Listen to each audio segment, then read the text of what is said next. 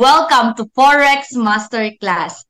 Ngayong araw, isa pong bank manager from Pasay ang ating i-interviewin dahil siya po ay nakagraduate na dito sa ating masterclass. I would like to introduce to you Sir Robert. Hi, Sir Robert! Hi, good evening. Kumusta po kayo? Good evening po, Sir Robert. Sir Robert, can you please introduce yourself para po dun sa mga gusto pa po kayong makilala? Okay. Good evening. I'm Robert Portes and I'm a banker. Ngayon, nagtitrade ako. Mainly, focus ako sa sa Forex ngayon. So, ito kakagraduate ko lang sa masterclass.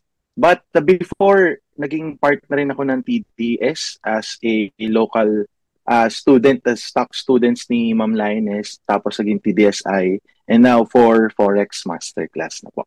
So, sir, para sa'yo, what is Forex Masterclass? Okay. Bali yung Forex Masterclass, may requirement siya sa TDSI, So, before ka maka-enroll sa Forex Masterclass, kailangan gumraduate ka muna sa TDSI Forex. And pag nakagraduate ka na doon, pwede ka na mag-enroll for Forex Masterclass. Ito sa separate course na in-offer po ng TDSI para mas ma-master natin yung trading for Forex. And it is mainly for swing, no? Yung Forex Masterclass. Kasi yung TDSI for Forex is for scalping and day trading. So yun yung difference ng dalawa, scalping and swing trading. So aside from scalping and swing, meron pa ba silang, para sa'yo, may pagkakaiba pa ba sila? Yes, definitely. Kasi iba yung way ng strategy natin for TDSI Forex versus sa TDSI Masterclass. No? Sa Forex kasi na TDSI, since sinabi ko kanina, is mainly for scalping. No? Different strategy yung ginagamit. Like, it is yung TDSI for scalping, ginagamit natin mainly doon is yung rootless. Dito naman sa Masterclass, ang ginagamit naman natin is yung strategy na tinatawag nating doming. So, magkaiba sila ng way na ginagamit natin, pero para silang ginagamit for Forex. So, how was your experience naman po, sir, dito sa masterclass? Para sa pagkakaalam po natin, di ba, ikaw ay galing na sa local market, then ikaw din po ay graduate, di pa po, ng TDSI. Yes. Ano naman po yung experience? How was your experience here in Forex Masterclass? For me, yung Forex Masterclass, sa tingin ko yun yung bagay talaga sa akin. Yung ginagamit natin na strategy for swing trading. Kasi since sobrang busy ng family namin, no, so daming ginagawa. Ito yung mga strategy na ginagamit natin for those people na sobrang busy sa work. Wala kang time mag-trade sa umaga, sa gabi okay pa rin. So basta may entry na binigay si Doming for masterclass, pwede ka na mag-entry. Tapos kahit di mo na siya pansinin, pwede mo siyang tingnan twice a day lang, no? So napakaganda ng strategy and happy ako dahil parang ito yung sumuwak sa schedule ko kasi sa dami ng ginagawa namin. Kaya tingin ko mas maganda yung gamitin yung Doming na yan na strategy natin for those people na sobrang busy sa life, may iba pang ginagawa and gustong mag-trade. So, sobrang ganda ng strategy na to for swing. Sige po, i-highlight ko lang din po yung yung another benefit ng swing trading. No? So, dito sa swing trading kasi, merong additional na tinatawag na benefit which is yung swaps. Sa swaps kasi, pag positive yung swaps na mapili mo, parang you earn while waiting for the strategy to have an exit. No? So parang nagkakaroon ka ng interest from that trade na wala kang ginagawa. No? So napakaganda dahil parang you let your money earn for you. Parang sila yung nag-work for you. No? So kaya nagustuhan ka rin itong isang yung doming natin ng strategy. I remember nga once you said na nakakatuwa kasi yung interest niya sa swap pa lang is mas bigger pa, mas higher pa compared to interest ng bank. Yes, totoo. Kasi since nagwo-work ako sa bank, alam ko yung mga current interest na binibigay for savings, time deposits, no, yung mga MP2. ganyan. So dito sa swaps ni Forex Doming strategy, ang ganda kasi dahil may kita mo na everyday na nag-earn talaga yung position. So okay talaga yung strategy na yan, masasabi ko. Sir Robert, let's talk about your trades naman po. Can you walk us through sa mga trades that you've made? Of course, without revealing the strategy na ginamit mo po, yung mga indicators na ginamit natin doon, and yung mga pairs na tinrade mo. Mm-mm. Okay, sige, siguro i-walk through ko lang kayo no sa trading before ako makakuha ng magandang trade for this doming, no. Meron din akong position last year na doming din siya, no. Share ko lang. And I remember it clearly na sinend ko rin sa iyo yun, ma'am, no. Yung screenshot ng trade ko na yun. Maganda siya actually. So, yun yung unang trade ko sa doming. Tapos, yun nga, kala ko magiging okay yung trade kasi feeling ko gagraduate na ako last year for doming, for masterclass. Pero yun nga, si market kasi yung nag-adjust, no, kung ano yung ginusto niya. So na-invalidate yung trade na yun. This year, start of the year, this January, nakakita na naman kami ng opportunity for doming, and in-entry namin yung nakita naming currency pair na yun based sa strategy na binigay, and yun lang, hinayaan lang namin siya. Parang nakita ko kasi positive yung swap niya doon sa base sa guidelines na binigay ni Ma'am Lioness.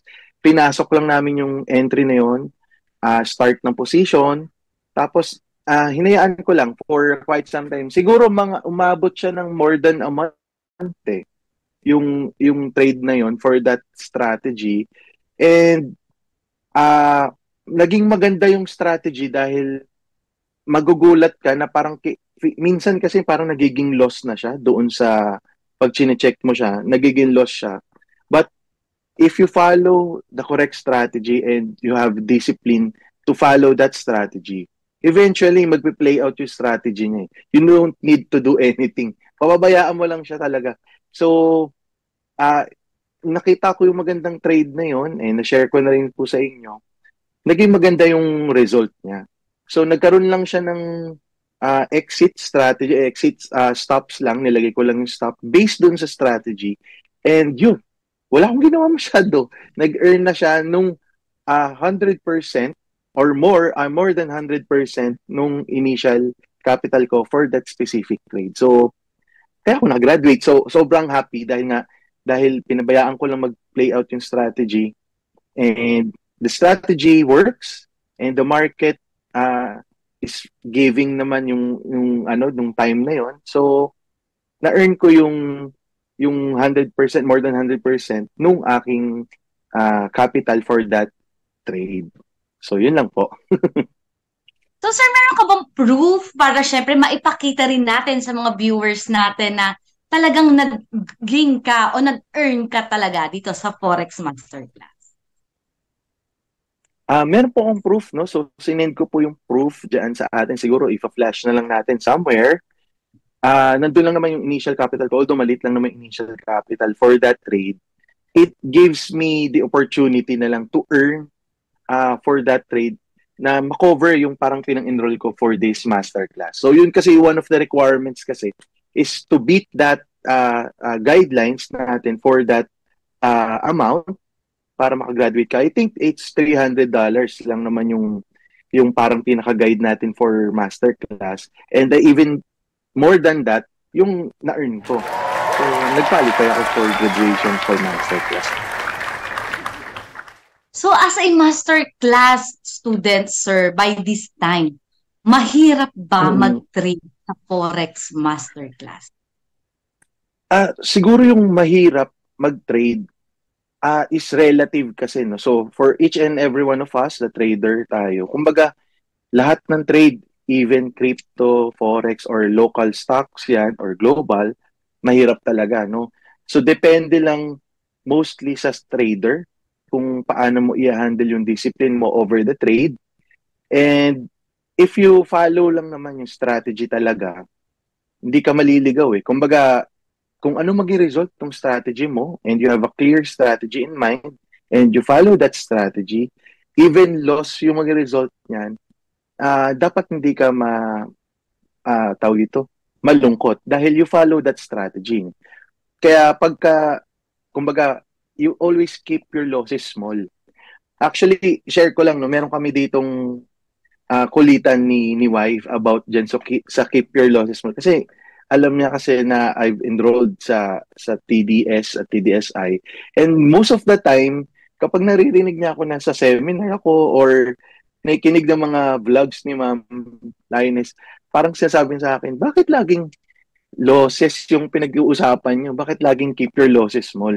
Sabi ko kasi, yun kasi yung pinaka-core no, ng mga tinuturo niya. Kasi if you have a plan, mayroon ka ng strategy, lahat kasi ng trader, lagi kong naiisip yung sinasabi ni Ma'am Linus na pag hindi mo kinip yung losses mo to small, it can wipe out your entire portfolio, yung pinaka-capital mo. And lagi kong na-imagine yung portfolio ko, syempre yung fund ko doon, yung capital ko is pinaghirapan ko sa work, so dapat ma-preserve yun. So tinuturo ni Ma'am Linus to have a strategy na maganda, na nag-work. Tinuturo niya rin to how to manage your trade.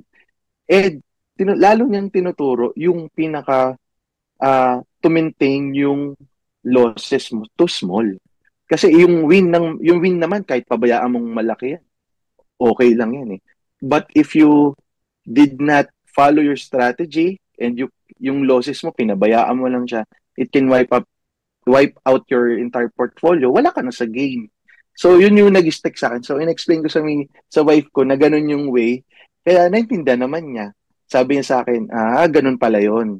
Kumbaga, iba pala yung kasi yung most of the time kasi nakikita niya siguro from Facebook and other social media, puro gain lang kasi yung fina-flash eh. Sabi ko, madali lang kasi mag-flash ng mga gains na yan. Pero di naman natin alam kung they've maintained your capital na maliit lang yung loss nila.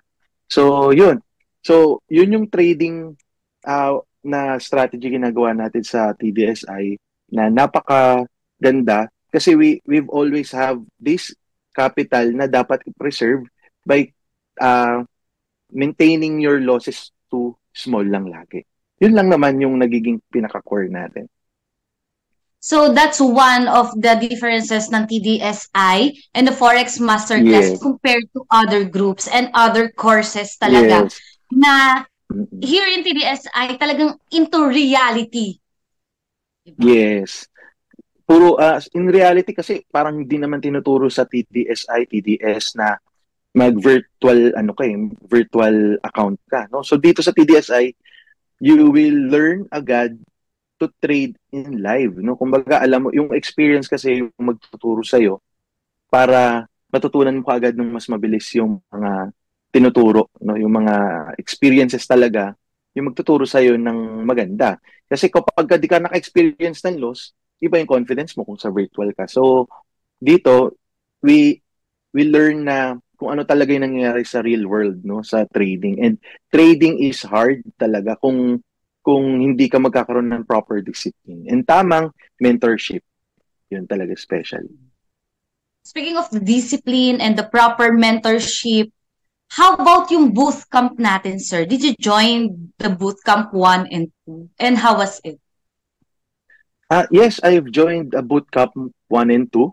So, masasabi ko tong dalawang bootcamp na to is a gold pieces of information na I don't think makita ko outside TDSI. Kasi actually, nakakabasa na rin ako ng ibang mga trading groups. Nagpa-flash kasi yan sa social media. Wala akong ma-compare na other courses or bootcamp like that sa iba. Kasi sila pinofocus at strategy.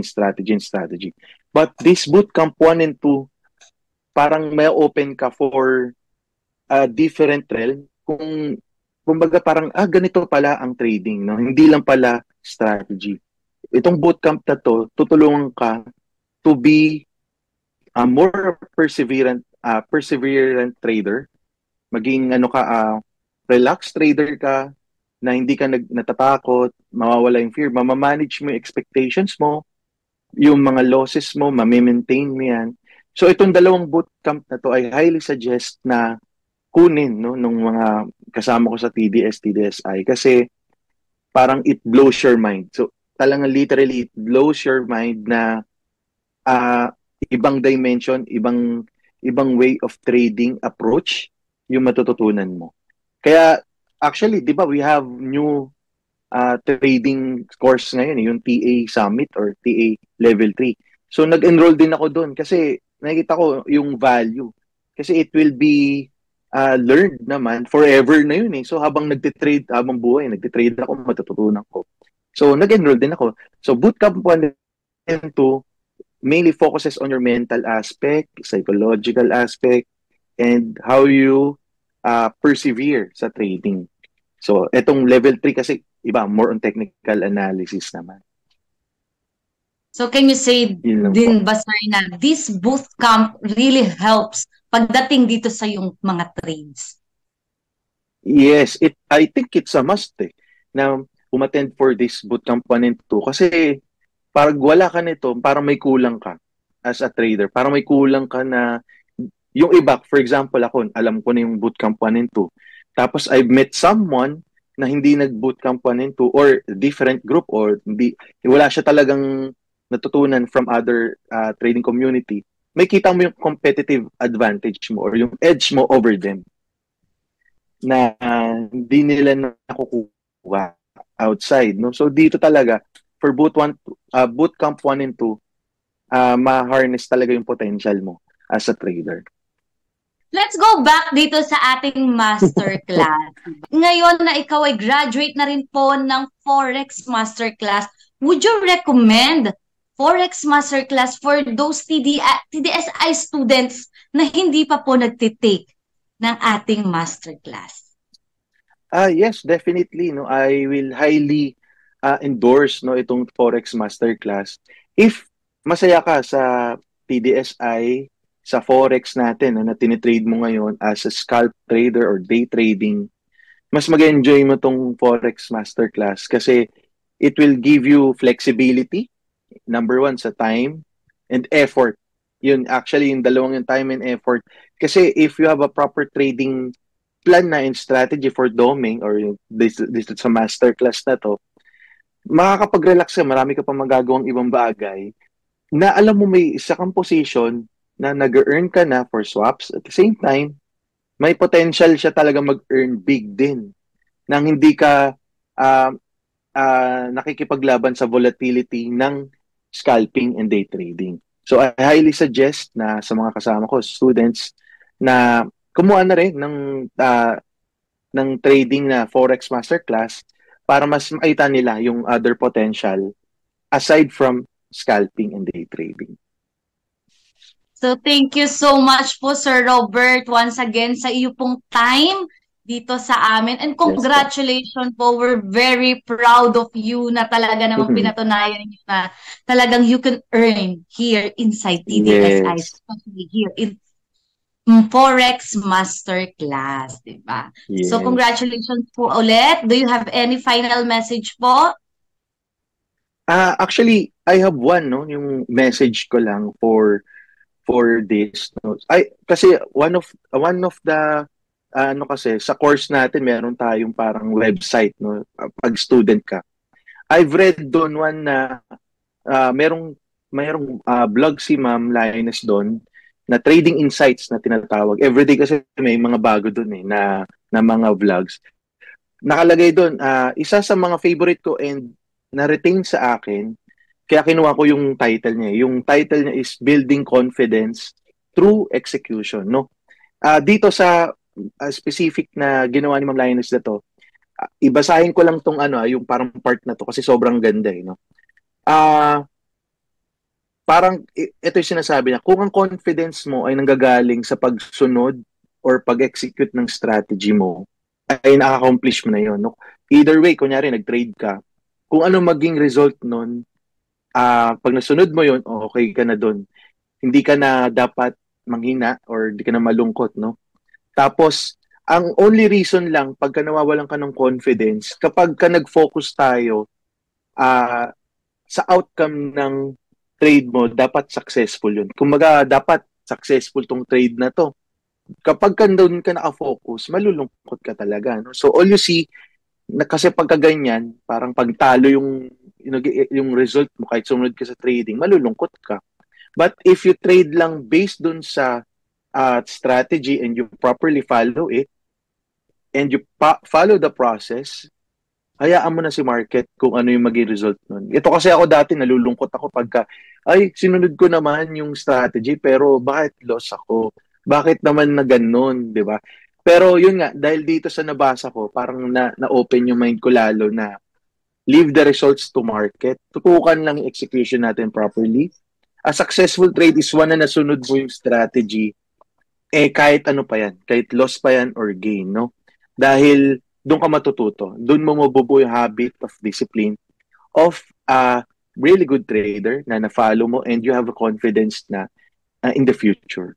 Yun lang po. So sobrang ganda na itong snippets na to. So kung may mga students dito na makakapanood, I highly suggest basahin mo tong part na to, building confidence through execution. Yun lang po. Maraming salamat po.